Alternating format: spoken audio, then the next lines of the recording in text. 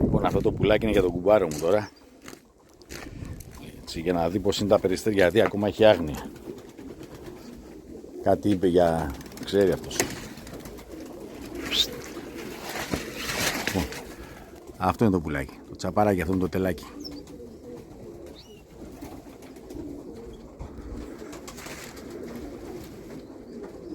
Κάτι ξέρει, δεν ξέρω αν ξέρει ο κουμπάρος από αυτά τα περιστέρια, αν γνωρίζει τώρα.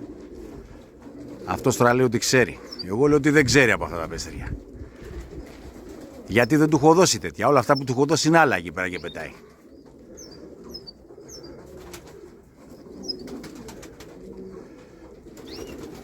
Αυτό είναι αφιερωμένο για τον κουμπάρο.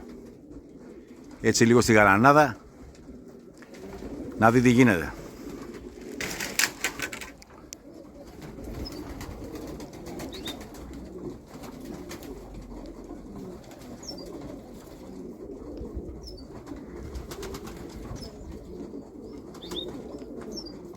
Για να δει τι γίνεται είναι αυτά. Δεν θέλει slow motion αυτό και μαλάκες κουμπάρε. Slow motion είναι από μόνο του.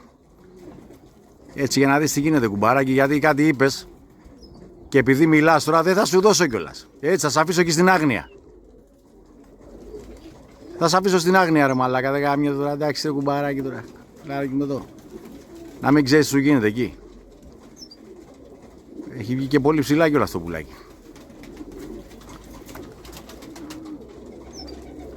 Θέλει να δεις που είναι κουμπάρε. Θέλει να δεις που είναι. Κοίτα που είναι κουμπάρε. Και κοίτα που είναι αυτό τώρα.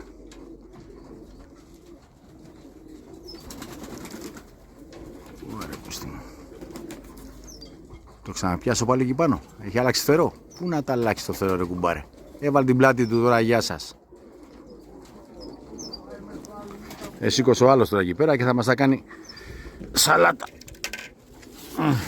Κάτσε να τραβήξουμε. Γιατί έχουν βγάλει άλλοι εκεί μέσα περιστέρια τώρα. Λοιπόν, εν πάση περιπτώσει.